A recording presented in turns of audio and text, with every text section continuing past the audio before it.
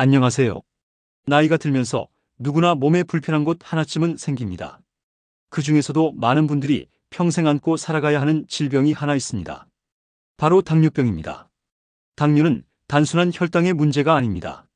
생활 전체를 바꿔야 할 만큼 민감하고 조금만 소홀해도 몸 곳곳에 영향을 미치는 병입니다. 하지만 여기서 분명히 짚고 가야 할 사실이 있습니다. 당뇨가 있다고 해서 모두가 합병증을 겪는 것도 아니고 삶의 질이 크게 떨어지는 것도 아닙니다. 오히려 잘 관리하면 누구보다 건강하게 오래 살 수 있는 병이기도 합니다. 오늘은 당뇨가 있어도 오래 건강하게 사는 실천법에 대해 말씀드리겠습니다.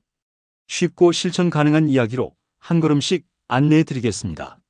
먼저, 당뇨병은 완치가 목표가 아닙니다.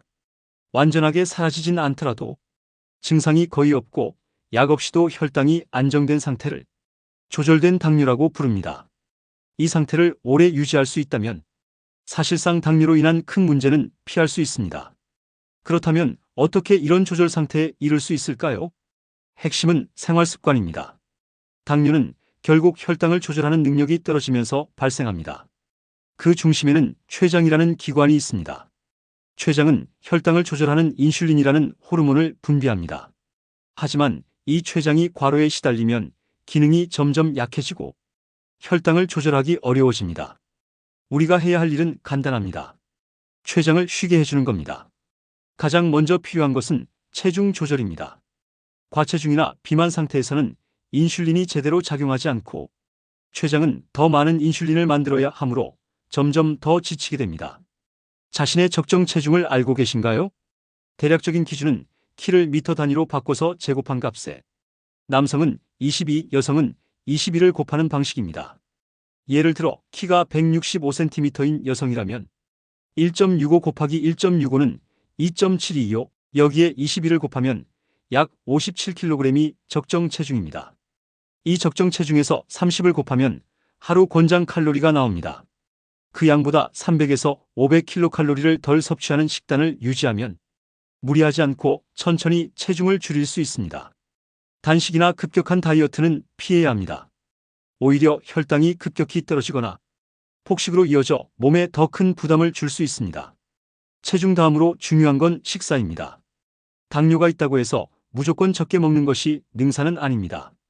무엇을, 언제, 어떻게 먹느냐가 더 중요합니다.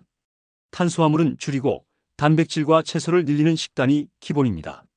예를 들어 밥은 평소보다 3분의 2만 드시고 대신 두부나 계란, 생선처럼 단백질이 풍부한 반찬을 더해보세요. 또 한 가지, 식사 시간을 일정하게 지키는 것도 중요합니다.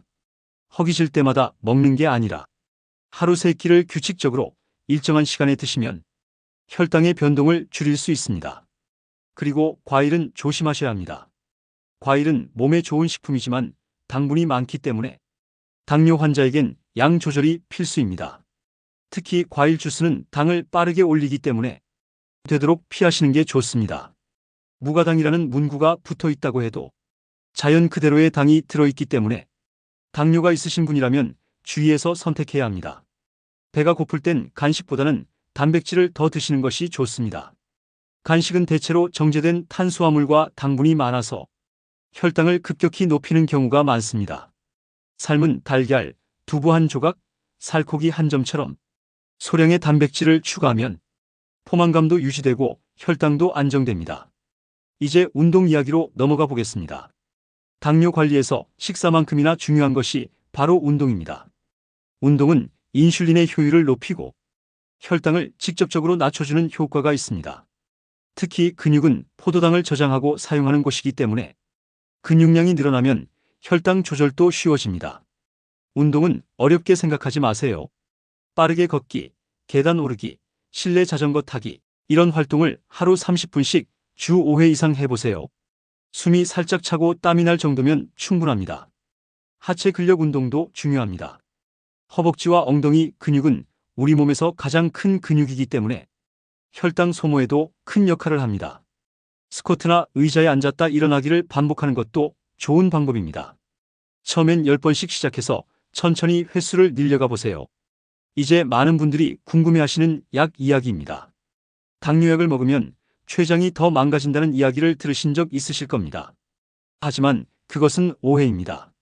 실제로는 당뇨약이 췌장의 부담을 줄여주기 때문에 오히려 췌장을 더 오래 쓸 수 있도록 도와줍니다. 약을 늦게 시작할수록 오히려 더 큰 손상이 생길 수 있다는 점 기억해 주세요. 약만으로 충분하지 않다면 인슐린 주사를 사용하는 경우도 생깁니다. 하지만 이것도 마찬가지입니다. 인슐린은 췌장을 대신해 몸의 혈당을 조절해주는 도구입니다. 요즘은 하루 한 번 또는 일주일에 한 번만 주사하는 인슐린도 있기 때문에 예전처럼 번거롭거나 불편하지 않습니다. 인슐린 주사를 시작한다고 해서 삶이 끝나는 것도 건강이 나빠지는 것도 아닙니다. 마지막으로 비만이 심한 경우에는 의사의 판단 하에 수술을 통한 치료도 고려할 수 있습니다. 비만 대사 수술이라고 불리는 이 방법은 위의 일부를 줄이거나 소장과 연결하는 방식으로 식사량을 제한하고 혈당을 조절하는 데 도움을 줄 수 있습니다. 물론 수술이 만능은 아닙니다. 이후에도 식사와 운동을 꾸준히 관리해야 효과가 유지됩니다. 이제 정리해 보겠습니다. 당뇨병은 완치가 목적이 아닙니다. 약 없이도 혈당을 안정적으로 유지할 수 있는 관리를 목표로 해야 합니다. 그 시작은 내 몸의 상태를 정확히 아는 것에서 시작됩니다. 식사 조절, 꾸준한 운동, 필요한 경우에 약물 치료까지 이 세 가지를 잘 조화시킨다면 당뇨병은 더 이상 무서운 병이 아닐 수 있습니다. 오늘 이 영상을 통해 당뇨병과 함께 살아가는 지혜를 한 가지라도 얻어가셨다면 그것이 이 시간의 가장 큰 의미일 것입니다. 건강은 작은 실천에서 시작됩니다. 오늘부터라도 밥 한 숟갈 덜고 10분 더 걸어보세요. 그 변화가 쌓이면 몸은 반드시 반응하고 회복의 길로 나아갑니다. 여러분의 건강한 삶을 응원합니다. 감사합니다.